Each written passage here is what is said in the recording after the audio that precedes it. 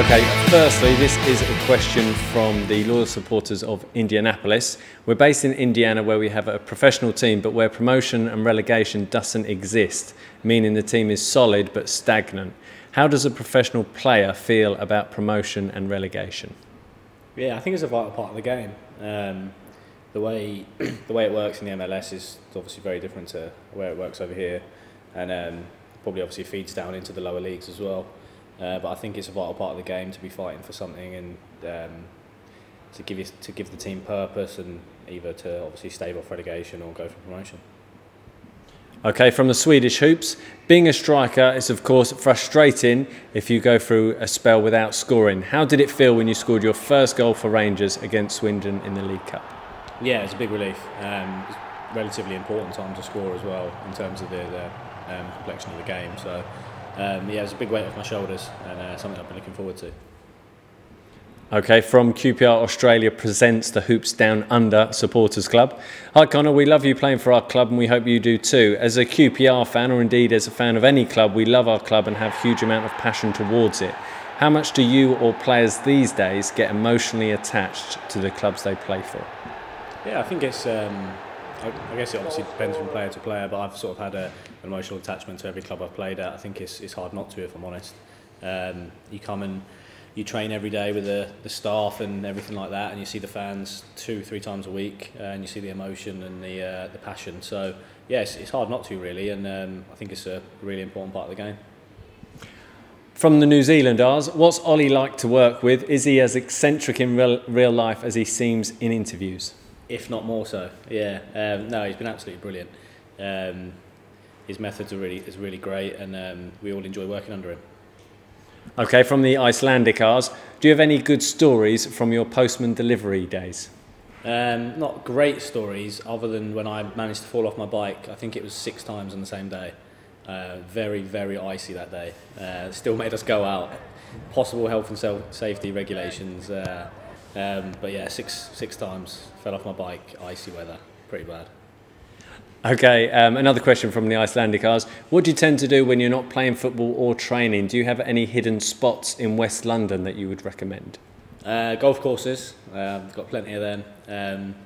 Just only recently, me and my fiance started sort of going into London and exploring, and it's such a great city. It's nice to be so close to it. Okay, from OfficialQPR, the Spanish supporters club, who is your biggest inspiration in the dressing room? Ooh, inspiration.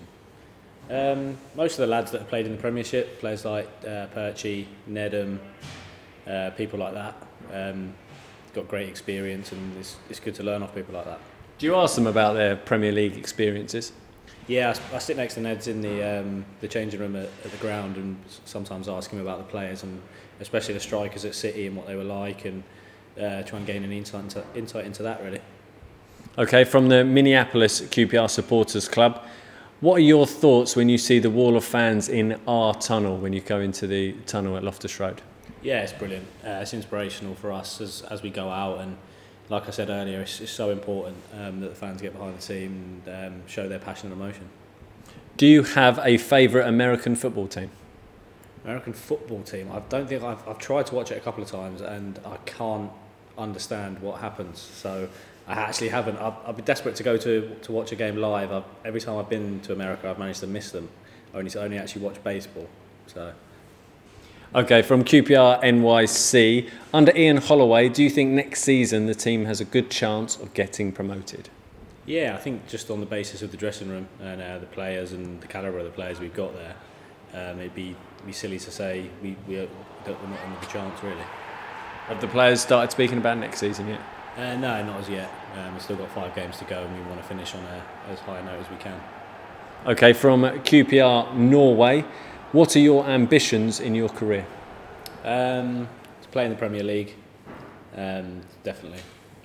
So obviously the way I came into the game, I never really sort of had any ambitions as such. It was just to play as high as I can. But now I've sort of established myself in the game.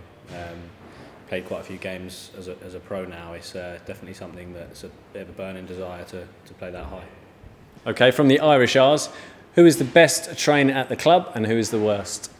Best trainer. Luke Freeman's very good in training. Mass as well, very good. I'll put myself forward for worst trainer, just because I don't want to kill any of the other lads.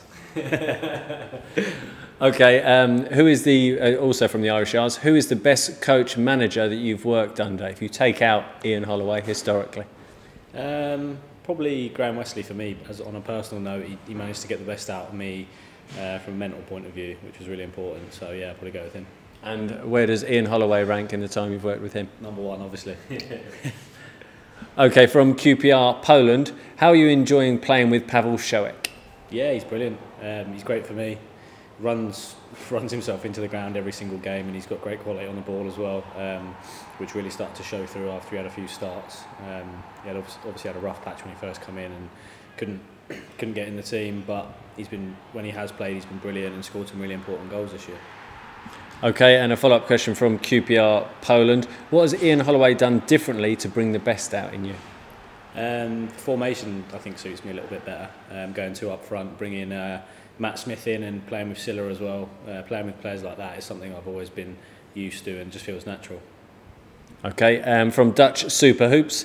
Many people have described Loftus Road as a shoebox, but what's it like walking out onto the pitch as a player, and can you describe the feeling when you score a goal for QPR? Go with the latter first, definitely can't. It's genuinely the best feeling in the world. I don't think I'll ever be able to replace that. Walking out is brilliant as well. Get that buzz every single time, and you sort of realise the enormity of what you're doing. Okay, and from QPR Madrid, what player would you sign for QPR? Messi or Ronaldo? It's from QPR Madrid. It's got to be Messi for me. Purely from a striker's selfish point of view, he's much more likely to get me assists, I reckon. So you're thinking selfishly? Yeah, massively. Okay, and just finally, we've heard from a number of international supporters groups there for QPR from right across the world. How important is it that the club has this spectrum of supporters and that we engage with them like this? Yeah, it's really important. The fans are the lifeblood of the club. They always will be. It's really important that we communicate with them on a regular basis, and it's great to see and hear how many fans from different countries still support us.